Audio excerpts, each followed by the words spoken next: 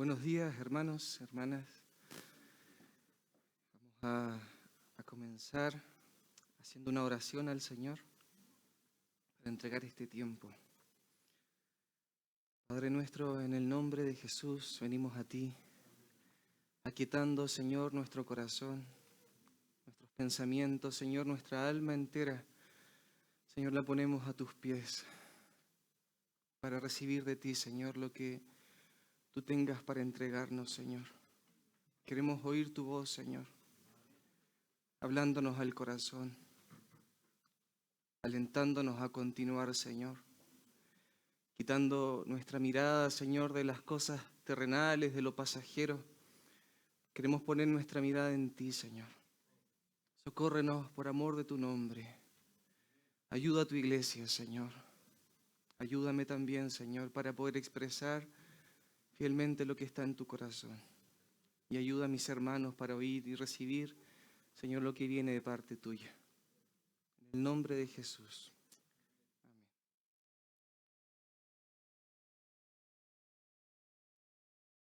Bendito sea el Señor, mis hermanos. Damos gracias al Señor por su presencia en esta mañana, por poder estar reunidos juntos y en este tiempo también poder atender a su palabra, hermano. Su palabra es lámpara a nuestros pies, es lumbrera a nuestro caminar. Su palabra es como una antorcha que alumbra el lugar oscuro. Y en estos días estamos viviendo una jornada complicada, compleja, hermano. Difícil, una noche oscura. Y necesitamos con diligencia atender a la palabra del Señor, hermano. Al Señor que en su misericordia en esta mañana nos conceda su palabra.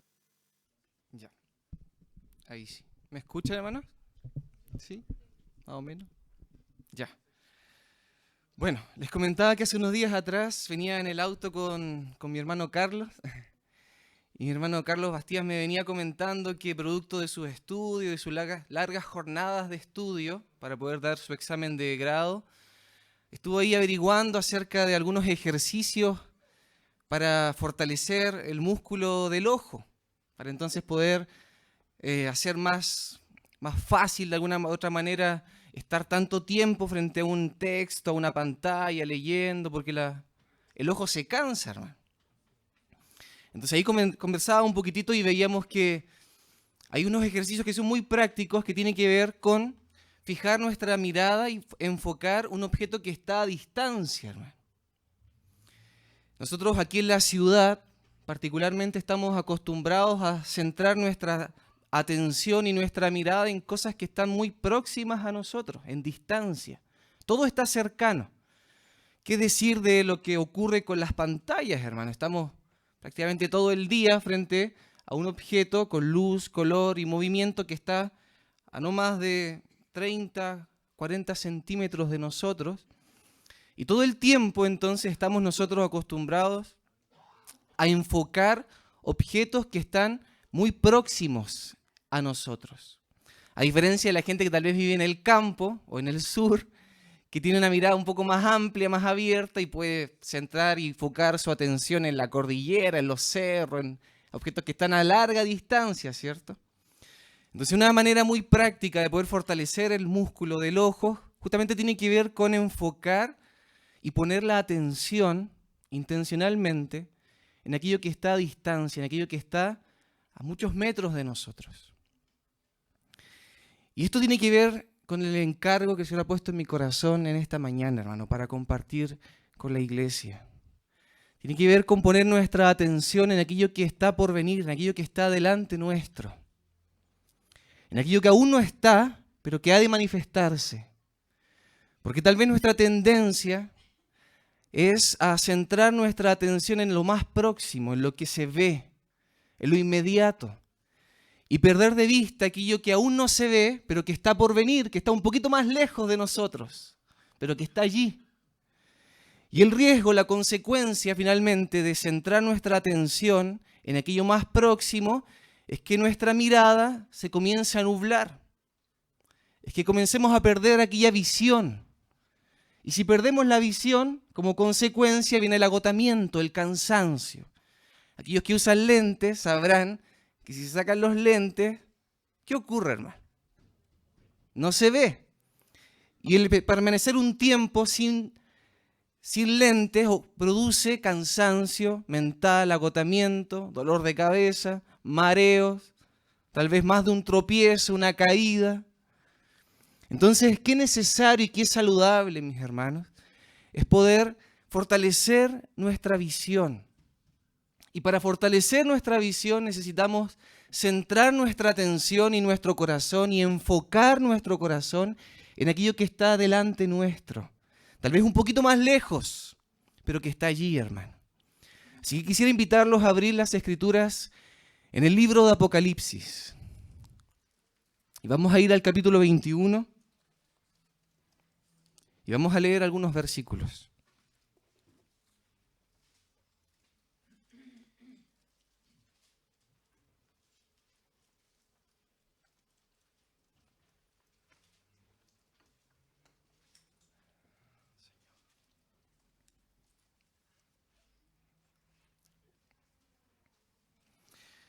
Apocalipsis capítulo 21, vamos a leer desde el versículo 1 en adelante y vamos a ir saltándonos algunos versículos. Dice así, mis hermanos, en el nombre del Señor Jesús.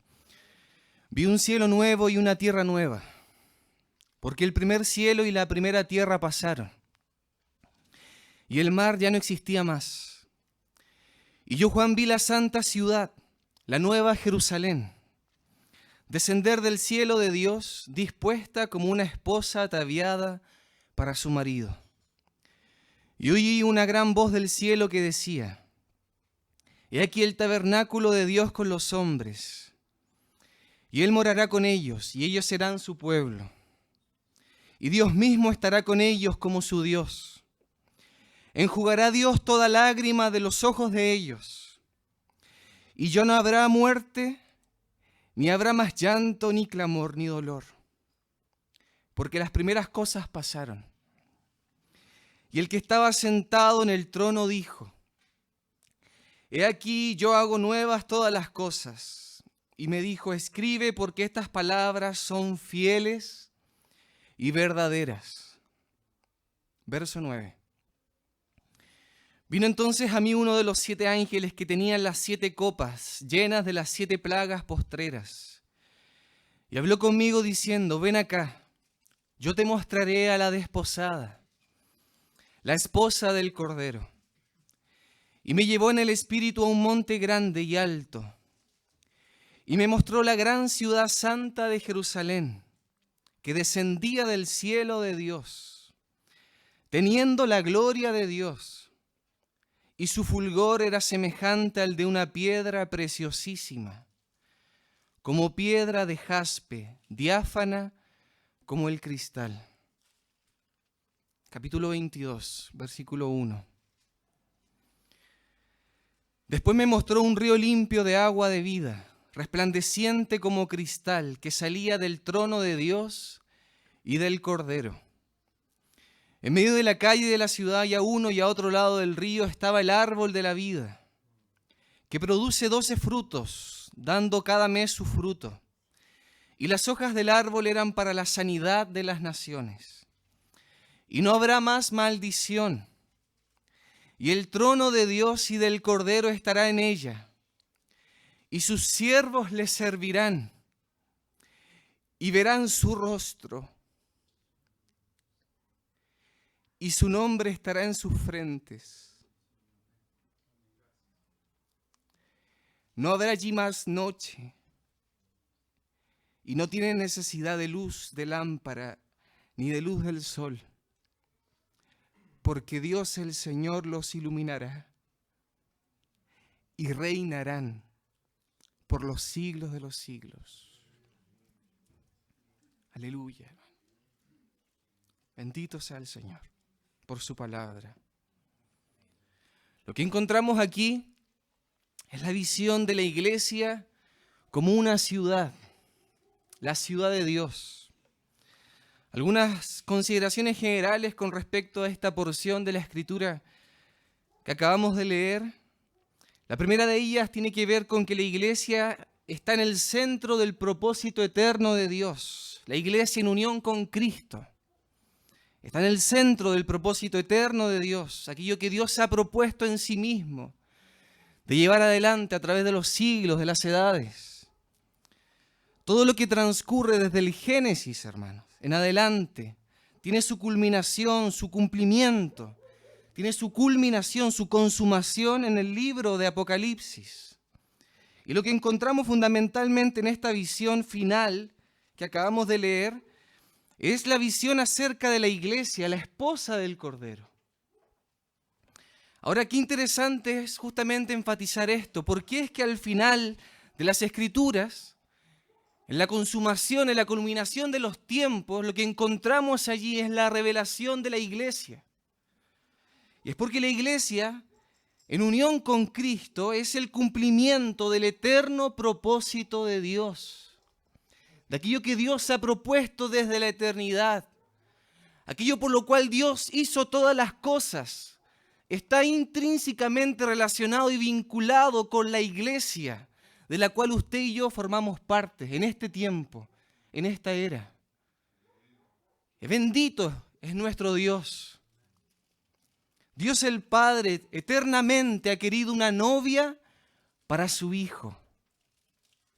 Y cuando en la eternidad pasada el Padre, el Hijo y el Espíritu Santo concibieron este propósito eterno y se propusieron llevarlo a cabo a través de los siglos, el resultado final de aquello que Dios se propuso lo acabamos de leer aquí en esta última visión.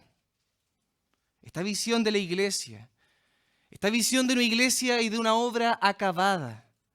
Y es que desde la eternidad las obras de Dios están ya terminadas y desde la perspectiva de Dios su obra ya está consumada. Todo está terminado. Gloria a nuestro Dios. Él ya nos ve terminados.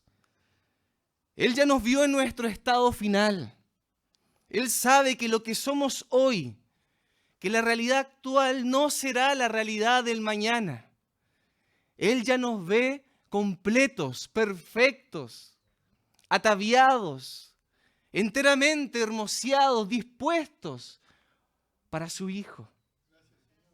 Gloria al Señor. Él tiene esta capacidad de vernos ya acabados y perfectos.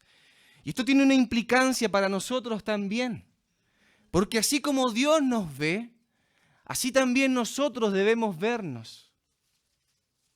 Debemos vernos, hermanos, debemos ver la iglesia como una novia gloriosa, como una novia perfecta, una novia ya preparada, vestida de lino fino, blanco y resplandeciente, una novia dispuesta para su marido. Juan la vio así hace más de 2000 años. El Señor Jesús nos vio desde la eternidad, así, perfectos, completos, ya dispuestos. Y es bueno también que nosotros veamos la iglesia de igual forma. La iglesia es preciosa, hermano. La iglesia es perfecta en el corazón de Dios. Es valiosa, valiosísima. Y así también nosotros debemos valorar y apreciar la obra de Dios. Nuestro hermano Claudio Ramírez hace unos años atrás escribió un poema. Con el permiso de nuestra hermana, lo vamos a leer.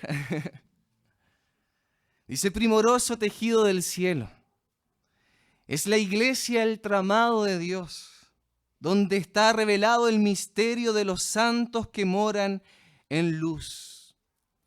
Es preciosa la iglesia lavada por la sangre que Cristo vertió y quitó las arrugas y manchas, presentándola, ofreciéndola pura ante Dios. Oh, besad al Señor Jesucristo, que con hilo de oro tejió a tu alma y la mía en su cuerpo, y la lleva ante el trono de Dios. Bendito es el Señor. La iglesia lavada por la sangre del Cordero es preciosa, hermano. Con independencia de lo que nosotros hoy día podamos observar, podamos apreciar, podamos ver como deforme, la iglesia ante los ojos de Dios es perfecta, es santa, es inmaculada, no tiene arruga alguna. Y de igual manera, en este tiempo estamos llamados a considerar esta visión desde el propio corazón de Dios, para que nuestro corazón no se desaliente, porque Dios llevará adelante y Él cumplirá aquello que se ha propuesto. Él terminará su obra. Bendito sea el Señor. Algunos aspectos relacionados con el contenido de esta visión, hermano. Ya hemos dicho que esta visión es acerca de la iglesia, la esposa del Cordero. Ahora, cuando Juan ve esta visión, lo que ve es una ciudad. Y eso llama profundamente nuestra atención.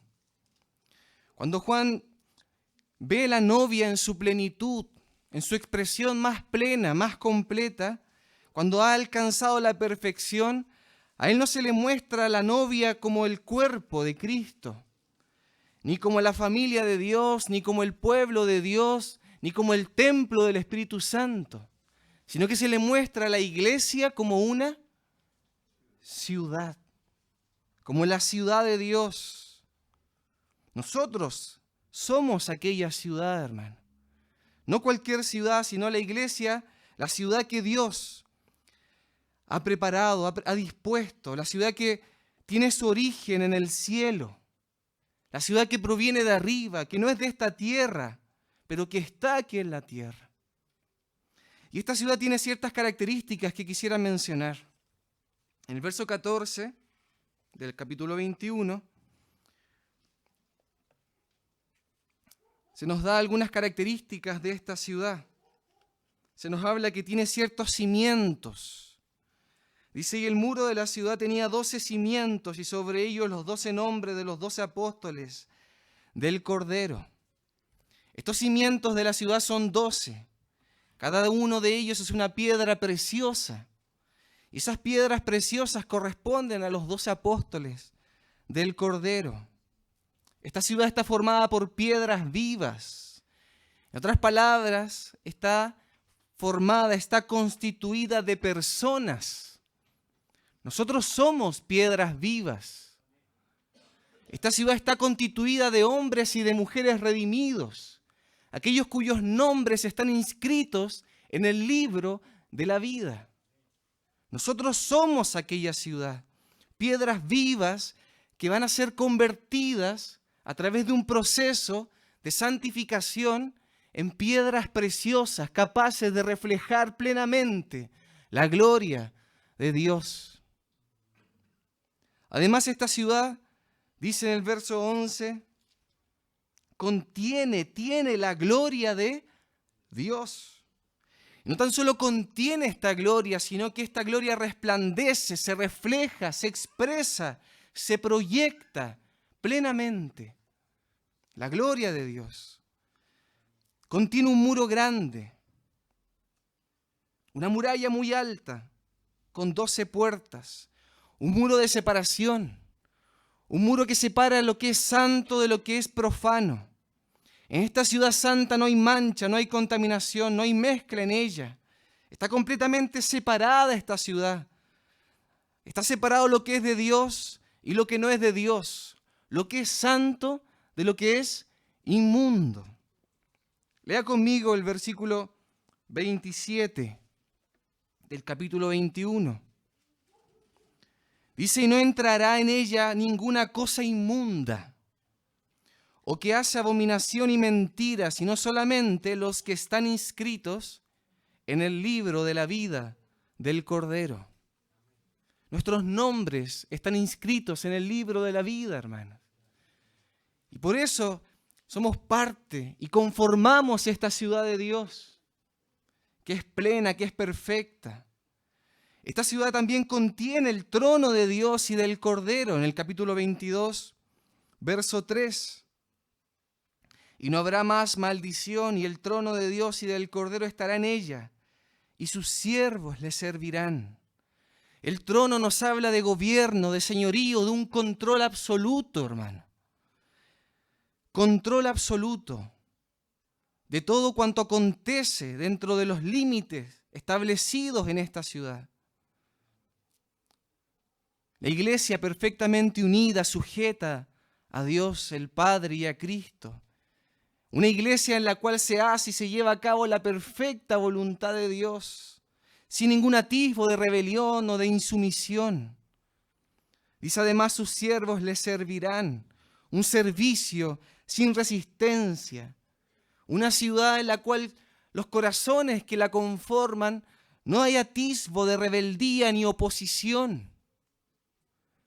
Siervos que voluntariamente y de todo corazón les sirven con gratitud. Además contiene un río, en el verso 1 del capítulo 22, un río limpio de agua de vida, resplandeciente como cristal, que salía del trono de Dios y del Cordero. No solo un río, sino que también un árbol, el árbol de la vida. En el verso 2, y en medio de la calle de la ciudad, a uno y a otro lado del río, estaba el árbol de la vida, que produce 12 frutos, dando cada mes su fruto, y las hojas del árbol eran para la sanidad de las naciones. Entonces esta ciudad contiene el árbol de vida. Este árbol de vida está en medio de ella, el trono de Dios y del Cordero, establecido en medio de esta ciudad. Una ciudad que contiene la gloria de Dios, y no tan solo la contiene, sino que la refleja, la expresa. Esta es la visión que Juan recibe con respecto, hermano, a la iglesia, en su expresión más plena, en la consumación de los tiempos. Esta es la obra que Dios está llevando adelante. Esto es lo que el Señor hará, hermanos, contigo y conmigo. Gloria al Señor. Alabado sea el Señor. Independiente de lo que hoy día vemos, de lo diferente, de lo distante que podamos percibir nuestra realidad local, de aquello que está descrito aquí, Dios ha propuesto llevar adelante esta obra y Él la acabará, Él la completará, hermanos. Gloria al Señor. Si traemos precisamente este futuro al presente, la pregunta que pudiésemos plantearnos es, bueno, ¿es aplicable esto, hermano? ¿La iglesia es hoy esta ciudad de Dios? ¿O será que debemos interpretar esto como algo que llegaremos a ser en la eternidad, pero que hoy no lo somos? Yo creo en mi corazón y por las Escrituras también que somos hoy la ciudad de Dios. Hoy somos esta ciudad. El Señor está en medio nuestro. Estamos en un proceso. Sí, hermano. Estamos yendo hacia esa plenitud. No es que ya lo hayamos alcanzado en su plenitud, así como tampoco hemos alcanzado la plenitud de la expresión de lo que implica ser el cuerpo de Cristo o la familia de Dios o el templo del Espíritu Santo. Pero bien podemos decir que ya lo somos. ¿Somos el cuerpo de Cristo? ¿Somos el templo del Espíritu Santo? ¿Somos la familia de Dios?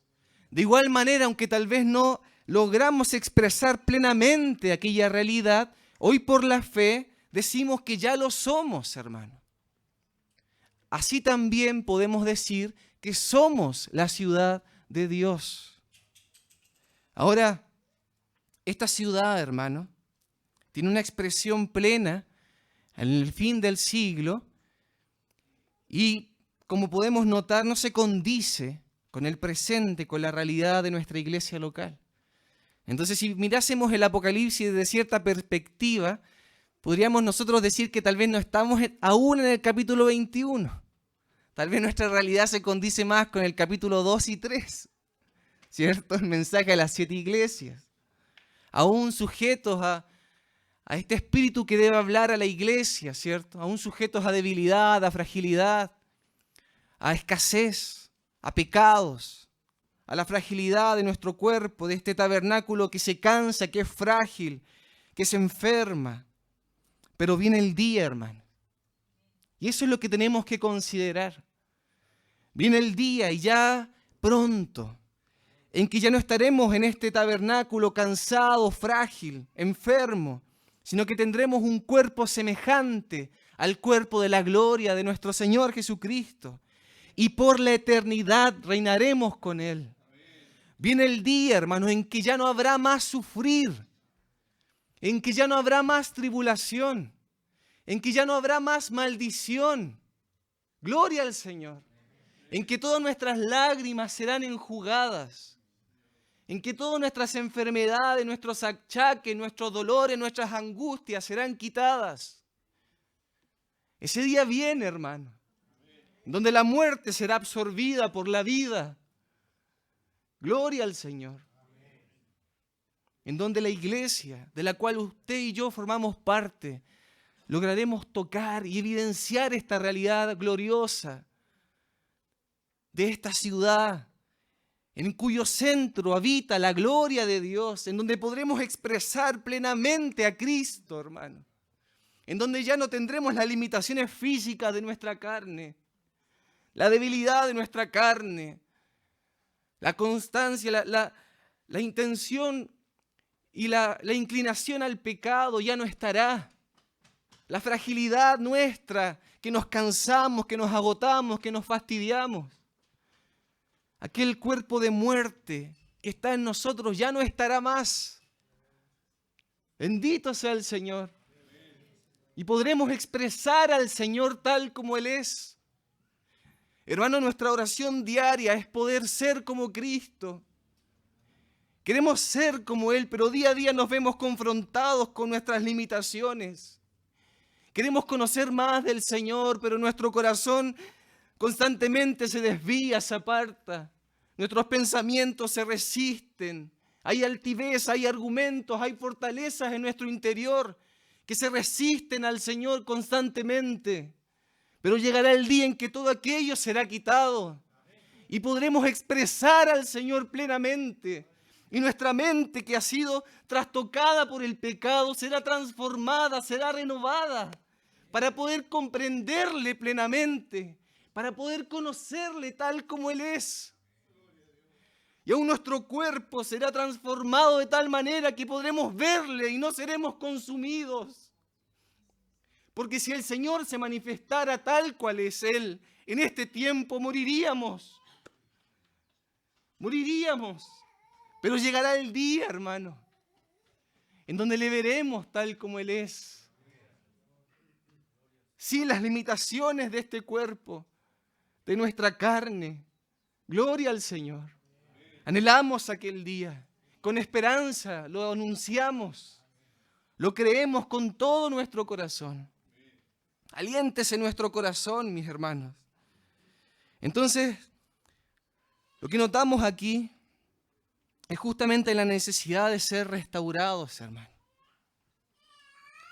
La palabra restauración es una expresión que refiere el acto de volver a un estado de normalidad. Volver a la normalidad porque algo se ha trastocado, algo se ha torcido. Necesitamos ser restaurados, necesitamos volver a la normalidad, porque lo que percibimos es anormalidad. Mis hermanos, hay mucho más. Hay mucho más de vida de Cristo, hay mucho más de vida de iglesia, de lo que hoy hemos podido experimentar y disfrutar. Hay mucha anormalidad aún en medio de la casa del Señor. Y por eso es que necesitamos ser restaurados, volver a un estado de normalidad. A veces tenemos atisbos de aquella normalidad. ¿Se recuerda nuestro retiro este año? ¿Sí? Fue una instancia preciosa, ¿no?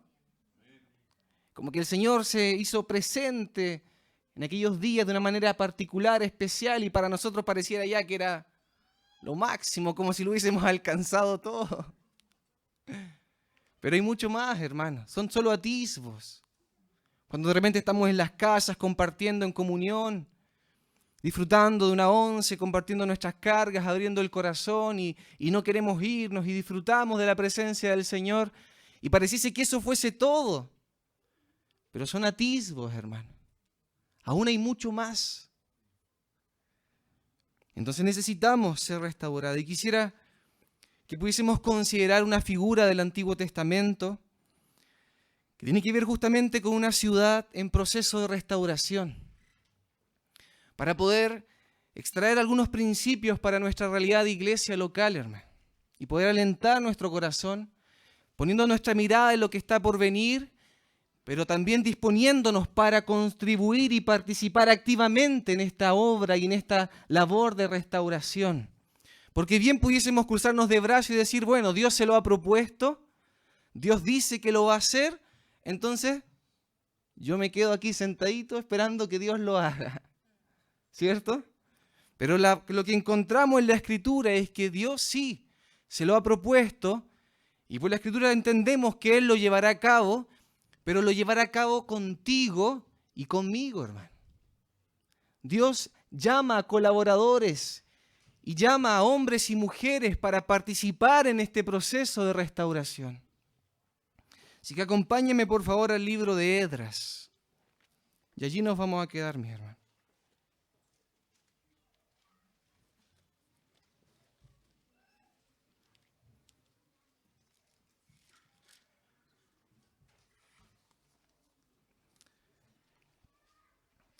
Lo que encontramos aquí en el libro de Esdras, o el contexto histórico, tiene que ver con aquello que había sido profetizado por Jeremías, unos 500 o 600 años antes de Cristo. El pueblo de Israel había sido llevado cautivo a Babilonia. ¿Se recuerda esa jornada del pueblo de Israel? Según la profecía de Jeremías, ellos permanecerían allí en Babilonia alrededor de, ¿cuántos años? 70 años. Cerquita. Faltaron 10 más. 70 años, hermano. Bueno, ellos llegaron a esa situación de esclavitud, producto de constantes situaciones de pecado, de abandono. ¿Esdras? Desde el capítulo 1, mi hermano. Sí. 23 reyes que estuvieron presentes desde David en adelante. Algunos hicieron lo bueno, otros hicieron lo malo. Permanentemente un corazón inclinado a la idolatría, a abandonar a Dios, al Señor, descuidar la palabra, la ley de Dios. Y la advertencia permanente por medio de los profetas. Como consecuencia de eso, entonces, Israel, el pueblo de Dios, es llevado cautivo a Babilonia, hermano. Y esta cautividad fue en 3 tiempos diferentes, en 3 momentos. Primero en los tiempos del rey Joacim, luego en tiempos del rey Joaquín, y 11 años después, en el año del rey Sedequías. Bueno, de igual manera, como aspecto general nomás mencionar, el retorno también fue en 3 etapas. Así como la deportación fue en 3 etapas, el llamado a salir y el retorno a Jerusalén también fue en 3 etapas. Primero en los días de Zorobabel y de Josué, luego en los días de Esdras, 58 años después, y luego 17 años después en los días de Nehemías. Entonces, a veces nosotros leemos estos libros de Esdras y Nehemías y no tenemos en cuenta o en consideración que de un capítulo a otro pasaron años, hermano. Pero hay un tiempo, hay un contexto que debemos considerar. Primero se restablece el altar en los días de Zorobabel y de Josué, luego los cimientos, luego viene Esdras, quien adorna el templo, descubre las escrituras, y finalmente Nehemías restaura los muros y la puerta de la ciudad. Quisiera solo mencionar, mis hermanos, que paralelo a esto encontramos el libro de Daniel. El profeta Daniel, quien justamente profetiza desde el cautiverio. Y Daniel comienza a leer el libro del profeta Jeremías y descubre allí que lo que había sido profetizado es que Jerusalén iba a estar desolada, iba a estar en ruinas durante 70 años, pero que luego, habiendo transcurrido aquellos 70 años, Dios haría regresar al pueblo de Israel a Jerusalén, a restablecer aquellas ruinas. Entonces, Daniel comienza a orar pidiéndole al Señor que cumpla su palabra, lo que él había prometido por medio del profeta Jeremías. En el capítulo 9, verso 25 de Daniel, y no lo busque, mis hermanos, dice: sabe pues y entiende que desde la salida de la orden para restaurar y edificar a Jerusalén, Desde el momento en que el rey Ciro dé la orden para que la ciudad sea reedificada y restaurada, hasta el Mesías príncipe, que es el Señor Jesucristo, habrá 7 semanas y 62 semanas, y se volverá a edificar la plaza y el muro en tiempos angustiosos.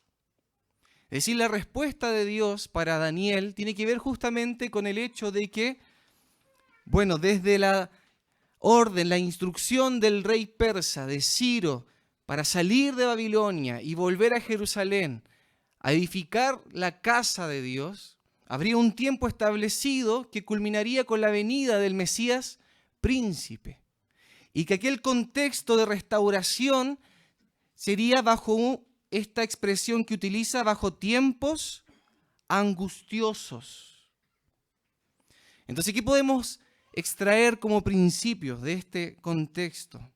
Y es que la única razón por la cual la ciudad de Jerusalén y la casa de Dios tenían que ser restaurados era por causa de la venida del Mesías, hermano. Es decir, el templo de Dios, la ciudad de Jerusalén, debía ser restaurada para recibir a Jesús 500 años después. Porque aquel Jesús debía entrar por las puertas de Jerusalén, debía predicar en sus plazas, en sus calles, y tenía que morir fuera de aquellos muros de la ciudad. Y de igual manera, hermanos, nosotros en este tiempo estamos llamados a edificar, a restaurar la casa de Dios con el único propósito de recibir al Señor Jesucristo, al Mesías, al Cristo de Dios.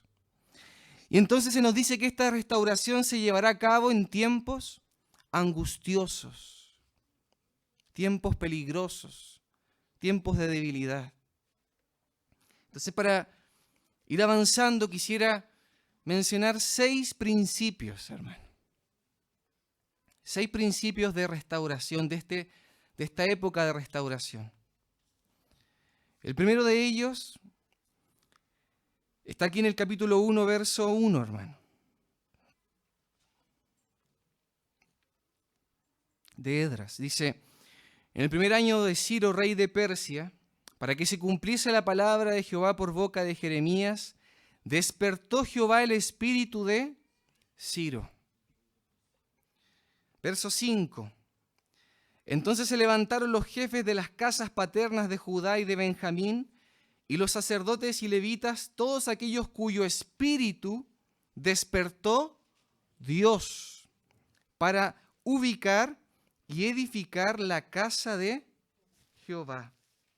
Entonces, el primer principio que debemos considerar, mis hermanos, es que es Dios quien llama. Es Dios quien realiza este llamado de salir y reedificar. Es Dios quien toma la iniciativa, porque es su obra. Es Dios quien despierta el espíritu. En palabras del apóstol Pablo, es Dios quien produce el querer y el hacer. O sea, todo comienza en Él. Todo es en Él, todo es por Él, todo es para Él. Todo lo hace Él en nosotros. Es Dios quien llama, mis hermanos. Y es un llamado a salir. ¿A salir de dónde, hermano? ¿De dónde hay que salir? De Babilonia, ¿cierto? De la esclavitud. Babilonia, en pocas palabras, representa el sistema religioso, hermano. Nuestro hermano Rodrigo Abarca dijo lo siguiente en una oportunidad. Dice: muchos intérpretes han considerado a la Babilonia de Apocalipsis como la iglesia apóstata. Sin embargo, aunque incluye la religión apóstata y el cristianismo deformado y esclavizado por el mundo y sus valores, Babilonia representa la suma total de la civilización humana, con su sistema de vida, su ciencia, su filosofía, su arte, su pensamiento, sus diversiones, su sistema económico, todo el atractivo y la seducción que operan sobre el alma humana, la ambición de convertirse en poderosos. Todo aquello representa Babilonia. Babilonia en aquel tiempo era una ciudad poderosa, magnífica. Se habla mucho de los jardines colgantes de Babilonia. Era considerada una de las maravillas del mundo antiguo. Aquella ciudad había alcanzado su mayor expresión, era poderosísima, hermano. Y aquellos cautivos que estaban presentes en Babilonia habían aprovechado ese tiempo y les había ido muy bien. Habían desarrollado talentos para el negocio. Y se hicieron ricos, construyeron enormes casas. Construyeron también, además, sinagogas para desarrollar sus cultos y llevar una vida religiosa. Se fabricaron una religión adaptada a sus nuevas condiciones de vida.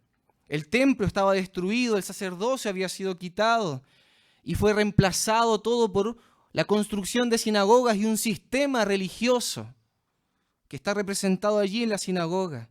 Allí surgen justamente estas sinagogas y el judaísmo como un sistema religioso de vida que intenta conciliar estas condiciones en las que estaban el pueblo de Israel en Babilonia con aquella ley entregada por Dios en el monte a Moisés. Entonces es una mezcla, hermano. Una vida, una ley que había sido entregada por Dios mezclada con un sistema, con una forma, con simplemente un activismo, un hacer cosas, una sombra de aquella realidad. Además, nuestro hermano expresa, dice, además se ha convertido a la iglesia misma en un asunto de metas y ambiciones humanas por conseguir poder, fama y riquezas. Babilonia ha reducido y cautivado los corazones de muchos hijos de Dios.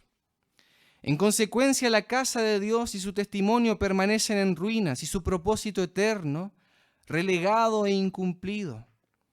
Pues nos hemos acomodado a una tibia religión mundana, una tibia religión de fin de semana, que nos proporciona un bienestar emocional y psicológico, aún más, que nos alienta aún a conseguir nuestras metas mundanas, seculares, como que podríamos estar aquí y venimos el día domingo y ya nos basta, ya es suficiente, y el resto de la semana seguimos viviendo para nosotros mismos, conciliando aquello que Dios busca de nosotros con una vida mundana, secular.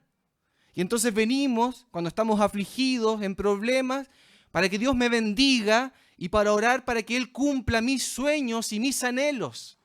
Todo centrado en mi persona. Aquello representa Babilonia, un sistema religioso vacío.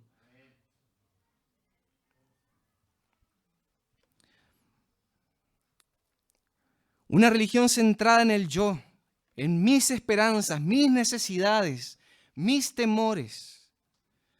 Babilonia aún tolera y aún alienta este tipo de religión, siempre que ésta no interfiera con sus metas e intereses. En verdad, dice nuestro hermano Rodrigo, es ella quien nos ha enseñado a vivir una religión de sinagogas, una religión de templos, de día domingo o de reunión. Y el llamado entonces del Señor en este tiempo justamente es a salir de aquel sistema, hermano. Salir de aquella vida rutinaria, de aquel sinsentido, de aquel hacer cosas simplemente porque sé hacerlas, pero no tener la realidad en mi interior. Venir porque me siento bien, porque me gusta estar presente, porque me gusta escuchar una palabra, porque me hace sentir bien, porque calma mi ansiedad, todo centrado en mi persona. Pero cuando me va bien, entonces sigo viviendo mi vida.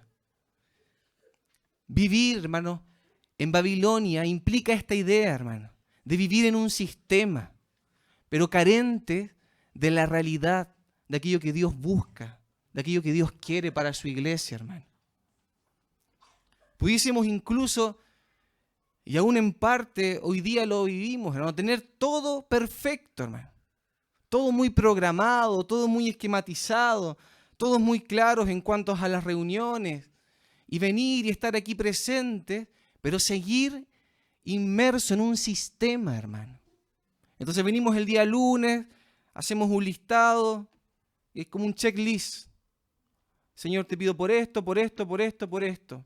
Gracias, Señor, nos vamos, cumplimos. Después venimos el día miércoles, rápidamente comienza la reunión, el hermano que expone nos llena de información. Uy, qué interesante, que estuvo linda la palabra. Listo, cumplimos, nos vamos. Después el día domingo venimos, tomamos la cena, me siento bien, estuvo linda la reunión, linda la palabra. Listo, me voy, cumplí. Todo aquello, hermano, es un sistema. Aquello representa a Babilonia. Y el llamado en este día es a salir de esa realidad. Salir a Cristo, hermano. Salir al Señor. Que cada oportunidad en que la iglesia se reúna podamos tocar al Señor. Podamos ser conscientes de que el Señor está en medio nuestro y con su gloria podamos ser alcanzados, hermano. Transformados. Que no salgamos de aquí tal como llegamos. Que no sea que consideremos que por estar aquí somos mejor que los que no están. Aquello representa a Babilonia y el llamado es a salir. Ahora es necesario esta advertencia y es que no todos regresaron, hermano. El llamado estaba presente, el Señor por medio de sus profetas hizo el llamado a salir de Babilonia, pero no todos salieron. A muchos les acomodaba Babilonia, el sistema, el poder, la autoridad, la jerarquía, la sinagoga, el tener esta vida religiosa, el cumplir. Estaban satisfechos con eso y les bastaba eso, entonces se quedaron en Babilonia y no salieron. Pero el Señor permita que en este día muchos puedan oír la voz del Señor para salir a Cristo, para salir de esa vida rutinaria, religiosa, de externalidades, de hacer cosas y podamos ser profundamente alcanzados por esta palabra, para vivir una vida orgánica, para vivir a Cristo, hermano, para no conformarnos con un hacer cosas por hacer, porque si vivimos esa vida estamos destinados a fracasar, al desaliento, al desánimo, porque tarde o temprano va a llegar el momento en donde ya no me va a hacer sentido estar aquí. Si simplemente hacemos las cosas por hacerlas, va a llegar el día en que ya no me satisface, pues, hermano. Ya no le hallo sentido venir a reunión, ya no le hallo sentido servir al Señor. Hay otras cosas que me atraen más, porque el mundo es atractivo para nuestra carne. Entonces dejamos de servir y nos desviamos y nos apartamos del Señor. Eso es porque estamos inmersos aún en Babilonia. Pero el llamado es a salir de eso y salir a Cristo, hermano. Un segundo aspecto, mis hermanos, y vamos a avanzar un poquito más rápido, tiene que ver con que este proceso de restauración es llevado a cabo con lágrimas. Y eso lo encontramos a lo largo de todo este libro de Esdras, de Nehemías, y a través de los profetas también. Este proceso de restauración es un proceso que se lleva a cabo con lágrimas. Se llora mientras se edifica, porque algo se ha visto de la gloria de la primera casa y de su ruina posterior. La característica de aquellos judíos que están aquí, a quienes se relatan en este libro, es que ellos habían visto la gloria de la primera casa, del templo de Salomón. Entonces veían la reedificación y decían, pero esto es como nada. Esto no se parece en lo más mínimo a la gloria del templo de Salomón. Entonces lloraban, con lágrimas clamaban para que Dios les ayudase en ese proceso de restauración y aquella gloria de la primera casa fuese restablecida y Dios mismo pudiese habitar en medio de ellos. Ellos no se conformaron con aquella religión sustituta de Babilonia. Hoy, hermanos, estamos viendo un poco más claramente de lo que es el amor de hermanos, la centralidad de Cristo, la vida de Cristo formándose en nosotros. Algo estamos viendo. Hay hermanos y hermanas que se disponen para servir. Hay un movimiento de Dios en medio nuestro. Hay una expresión un poquito más de Cristo en medio de su casa. ¿Lo percibe así usted, mis hermanos? Hay una preocupación por las cosas del Señor. Ayer estábamos en reunión de músicos y empiezan a llegar hermanos que se habían dispuesto para el aseo del local. Y eso es precioso, es del Señor, hermano. Y hay otros hermanos que se están disponiendo y hay más sectores que se abren y hay reuniones por las casas y hay más de Cristo en medio nuestro, hermano. Gloria al Señor. Pero no nos conformamos con aquello, hermano. No nos es suficiente, queremos más. Entonces, el llamado es que derramemos lágrimas delante de nuestro Dios. ¿Cuántas lágrimas hemos derramado ante el trono de Dios por la restauración de su casa? ¿O será que solo lloramos por nuestras miserias y nuestros fracasos? ¿Hemos llorado por la causa de Cristo? ¿Hemos derramado lágrimas en su presencia porque su casa aún no está terminada? ¿Hemos derramado lágrimas por nuestros hermanos y hermanas en los cuales Cristo aún no ha sido formado? Ese es el motivo por lo cual Pablo lloraba. Preocupación por la casa, por la iglesia, porque los hermanos se habían alejado, se habían apartado. Pablo lloraba en el Nuevo Testamento. Ahí en Hechos capítulo 20 quedó registrado, también en Gálatas capítulo 4. Dice, hijitos por los cuales sufro dolores de parto, hasta que Cristo sea formado en ustedes.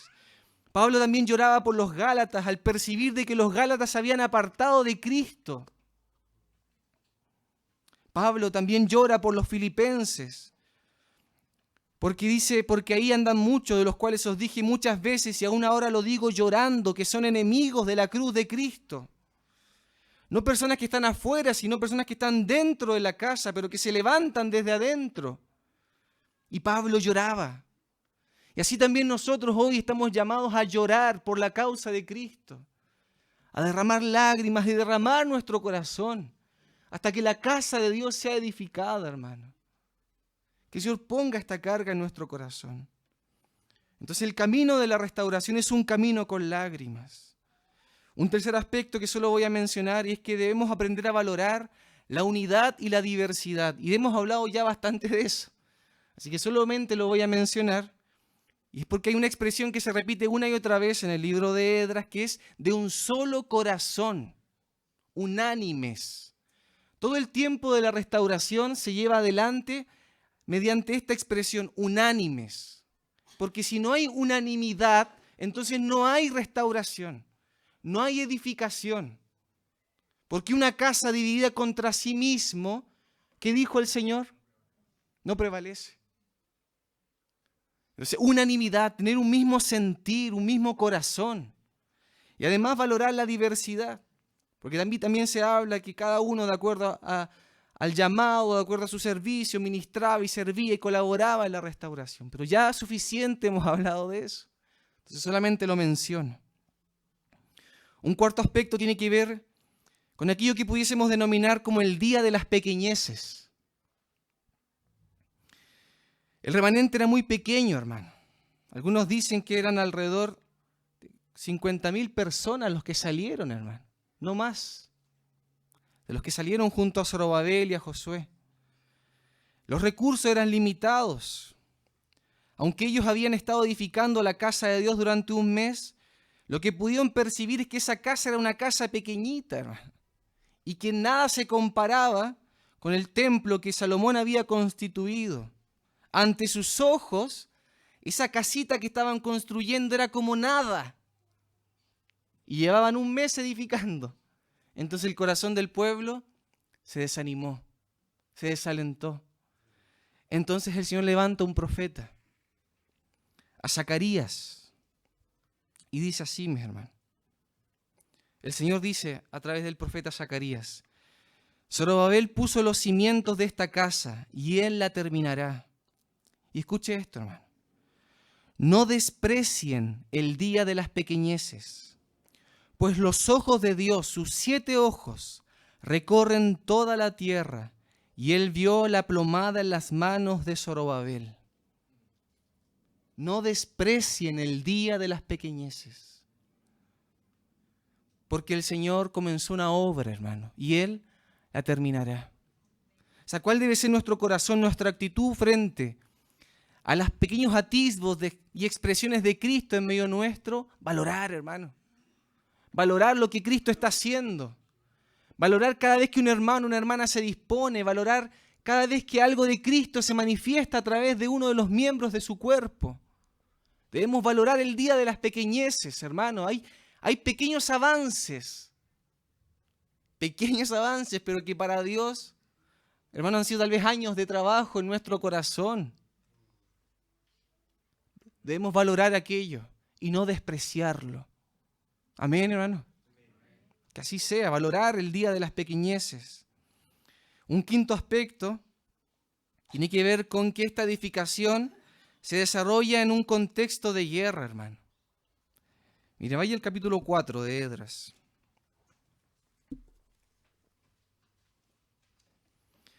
Capítulo 4, vamos a leer desde el verso 2, el 1 y el 2. Dice, oyendo los enemigos de Judá y de Benjamín que los venidos de la cautividad edificaban el templo de Jehová, Dios de Israel, vinieron a Zorobabel y a los jefes de casas paternas y les dijeron, edificaremos con vosotros, porque como vosotros buscamos a vuestro Dios, y a él ofreceremos sacrificios desde los días de Esar-Adón, rey de Asiria, que nos hizo venir aquí. Ahora ellos se infiltraron en medio del pueblo, no con el propósito que declararon. Ellos no buscaban colaborar en la restauración, sino que buscaban justamente obstruir, entorpecer, quitar del camino, hacer cesar al pueblo de Dios en esta obra de edificación. Hombres que se infiltraron en medio del pueblo para interrumpir, para obstaculizar. Gracias, mi hermano. Sí, hermano. Pero no tan solo se infiltraron, sino que además desde adentro intimidaron al pueblo. Verso 4. Pero el pueblo de la tierra intimidó al pueblo de Judá y lo atemorizó para que no edificara. O sea, la estrategia que utilizó el enemigo de Dios a través de estos pueblos fue primero infiltrarse en medio del pueblo e intimidar a los hombres y mujeres que estaban dispuestos para servir. Y no tan solo intimidarlos, sino amedrentarlos, atemorizarlos, y aún más adelante vamos a ver, hacerlos culpables, acusarlos, para que no edificaran, para que cesaran, para que bajaran las manos, para que la obra cesara. Y es la misma estrategia que el enemigo utiliza en este tiempo, hermano. La intimidación, el temor. Él busca frustrar, acusar, intimidar a los hijos de Dios para que no edifiquen, con el fin de hacer cesar la tarea de edificación. Y le digo algo, mis hermanos, lo lograron, en parte. Posterior a esto, Israel cesó su obra. Durante 17 años, Israel no continuó edificando la casa. 17 años perdidos, hermano. ¿Y aquello no ha pasado en medio nuestro, hermano? Hermanos y hermanas que se dispusieron, pero tuvieron situaciones de conflicto, fueron intimidados, atemorizados, acusados y dijeron, nunca más. Yo nunca más hago esto. Nunca más sirvo a los hermanos. Nunca más voy a reunión de oración, porque la vez que fui me pasó esto. Nunca más le hablo a este hermano, nunca más. Aquello es justamente lo que está aquí descrito, hermano. 17 años perdidos. Por la intimidación, por el ataque del enemigo. Pero el Señor no cesa, hermano. Y Él levanta nuevamente a profetas que fortalecen las manos del remanente. Por medio de su palabra, el Señor alienta a su pueblo a retomar la obra, a no cesar, a no cansarse, a pesar de. Y entonces levanta al profeta Ageo, hermano. Solamente se lo voy a leer, no lo busque, hermano. Tal vez después usted lo pueda leer más detenidamente. Fue por medio de su palabra que el Señor fortaleció las manos del pueblo para edificar su casa. No fue a través de un decreto ni de una ordenanza del rey de Persa, el rey persa, sino que fue a través de la palabra de sus profetas que el corazón del pueblo fue alentado a edificar casa, a pesar de que la resistencia no cesó, hermano. a pesar de que los enemigos seguían allí acusando, estorbando, la palabra de Dios por medio de sus profetas produjo tal fruto en el corazón del pueblo que ya nada los hizo retroceder. Entonces el profeta Ageo dice así, hermano. Esto es lo que dice el Señor de los ejércitos celestiales. Dice: el pueblo alega: todavía no ha llegado el momento para reconstruir la casa del Señor. El pueblo decía: no, todavía no es tiempo. Todavía no. Tal vez en unos años más, ahí sí. Pero ahora no. Y el Señor les dice: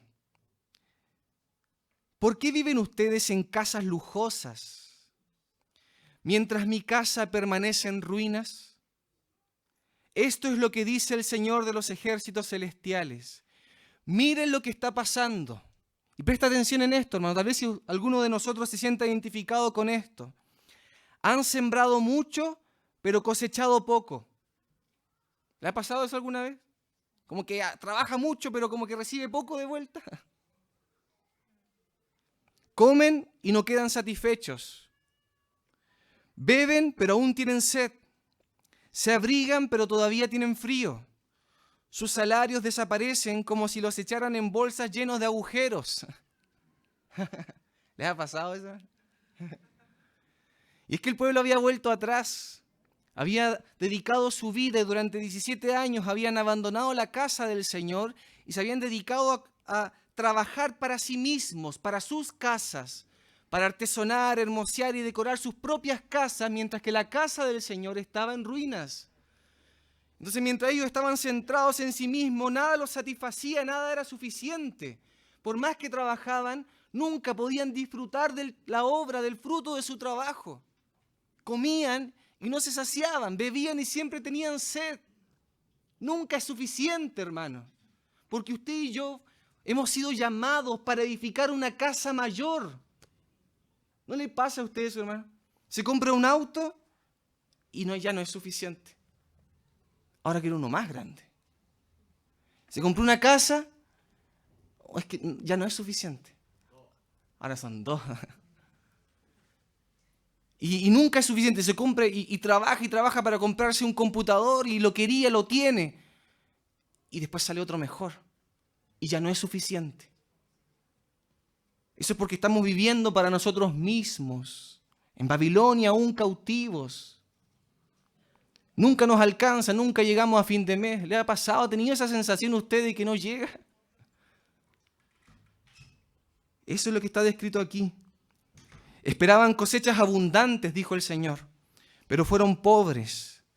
Y cuando trajeron la cosecha a su casa, yo la hice desaparecer, dice el Señor, hermano. Con un soplo. ¿Por qué? ¿Por qué hizo esto el Señor? Porque mi casa está en ruinas.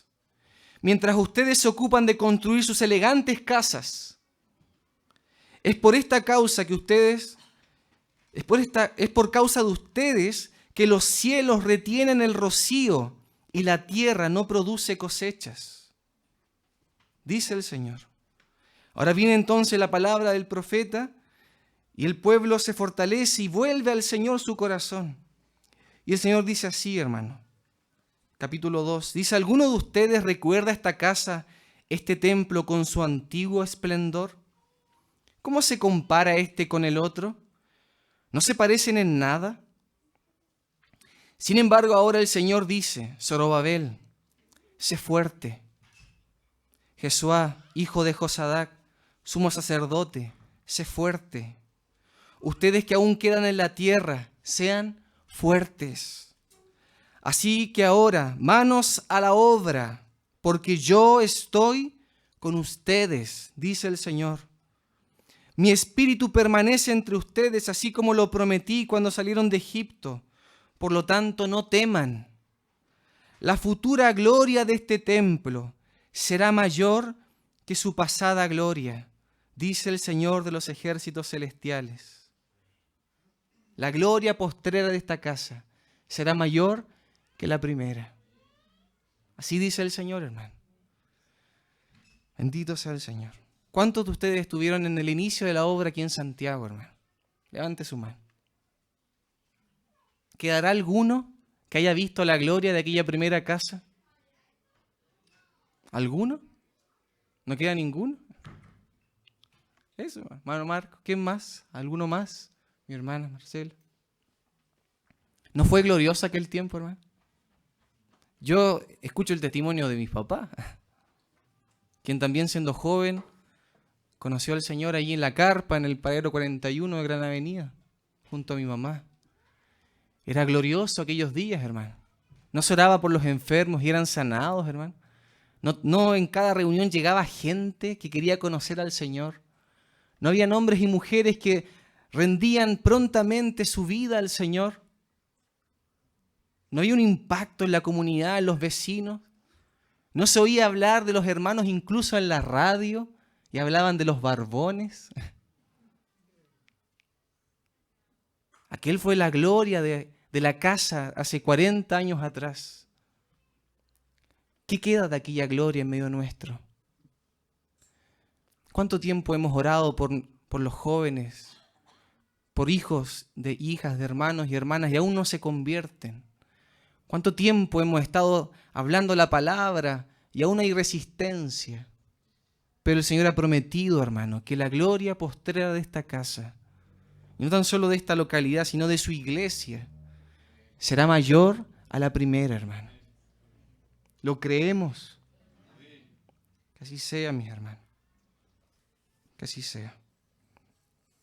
Finalmente, este proceso de restauración, este llamado a salir de Babilonia demanda una respuesta absoluta de nuestra parte. Una entrega absoluta, hermano.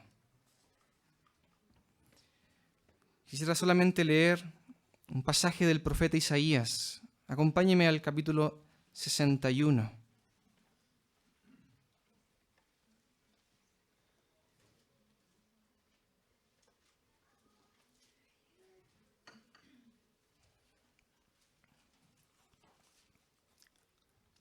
Capítulo 61, del verso 1 en adelante hasta el 3, hasta el 4. Este es un pasaje que el Señor mismo cita en los días de su carne, aquí en la tierra, en el templo, en Jerusalén. Y dice: el Espíritu de Jehová, el Señor, está sobre mí, porque me ungió Jehová, me ha enviado a predicar buenas nuevas a los abatidos, a vendar a los quebrantados de corazón, a publicar libertad a los cautivos y a los presos, apertura de la cárcel, a proclamar el año de la buena voluntad de Jehová y el día de la venganza del Dios nuestro, a consolar a todos los enlutados, a ordenar que a los afligidos de Sión se les dé gloria en lugar de ceniza, óleo de gozo en lugar de luto, manto de alegría en lugar del espíritu angustiado, y serán llamados árboles de justicia, plantío de Jehová para gloria suya. Y el verso 4, y reedificarán las ruinas antiguas, y levantarán los asolamientos primeros, y restaurarán las ciudades arruinadas, los escombros de muchas generaciones. ¿Quiénes son estos, hermanos, que han sido llamados para reedificar la casa de Dios? No son sino aquellos que están aquí descritos. Algunos se identifican, hermanos, con los abatidos, con los quebrantados de corazón, con los cautivos, los presos, los enlutados. Aquellos somos nosotros, hermano. Aquellos miserables, pobres, que estábamos junto al camino y que el Señor en su misericordia ha salido a nuestro encuentro. No somos más que esto, hermanos, a quienes se les ha sido anunciado el Evangelio y por gracia de Dios hemos creído, hermano. Somos nosotros, usted y yo, quienes estamos llamados a reedificar la casa de Dios. Nosotros, que en el verso 6 dice: aquellos que somos llamados sacerdotes de Jehová y ministros de nuestro Dios. Usted y yo somos sacerdotes de Dios y ministros de Dios. Y estamos llamados a hacer esta obra. Entonces, viene este compromiso absoluto de nuestro corazón. Capítulo 62, del mismo profeta Isaías. Dice: por amor de Sión no callaré, y por amor de Jerusalén no descansaré, hasta que salga como resplandor su justicia y su salvación se encienda como una antorcha. Verso 4, dice el Señor: nunca más te llamarán desamparada, ni tu tierra se dirá más desolada, sino que serás llamada Jefsibá, y tu tierra Beulá, porque el amor de Jehová estará en ti, y tu tierra será desposada. Pues como el joven se desposa con la virgen, se desposarán contigo tus hijos. Y como el gozo del esposo con la esposa, así se gozará contigo el Dios tuyo. Sobre tus muros, oh Jerusalén, he puesto guardas. Todo el día y toda la noche no callarán jamás. Los que os acordáis de Jehová no reposéis ni le deis tregua, hasta que restablezca a Jerusalén y la ponga por alabanza en la tierra. Esta es la palabra del Señor, hermano.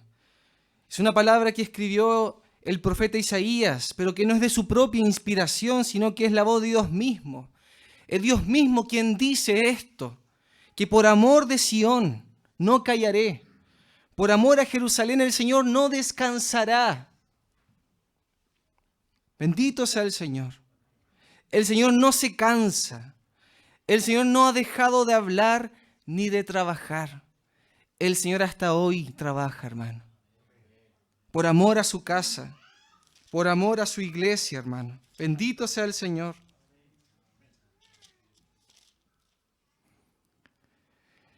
Sí, hermano. Ahora Él está trabajando y continuará su labor hasta lograr su objetivo. Es el Señor quien dice: no descansaré hasta que salga como resplandor su justicia y su salvación se encienda como una antorcha. Es el Señor quien no calla, quien no da tregua. Es el Señor el que no descansa hasta que Jerusalén sea restablecida y sea puesta por alabanza en la tierra. Aunque el infierno se levante, hermano. Aunque las tinieblas se levanten. Aunque hombres y mujeres vanidosos y con doctrinas extrañas se levanten en medio de la casa, el Señor prevalecerá, hermano. El Señor es el que edifica la iglesia y las puertas del Hades no prevalecerán contra ella.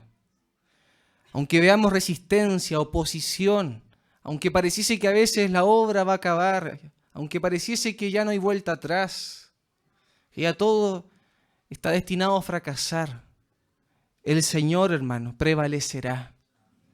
Gloria al Señor. Pero aquello que está en el corazón del Señor tiene que encontrar un eco en nuestro corazón. Lo que está hoy en el corazón de Dios en los cielos está también hoy en muchos corazones aquí en la tierra. Por eso es que finaliza lo que acabamos de leer diciendo: sobre tus muros, oh Jerusalén, he puesto guardas.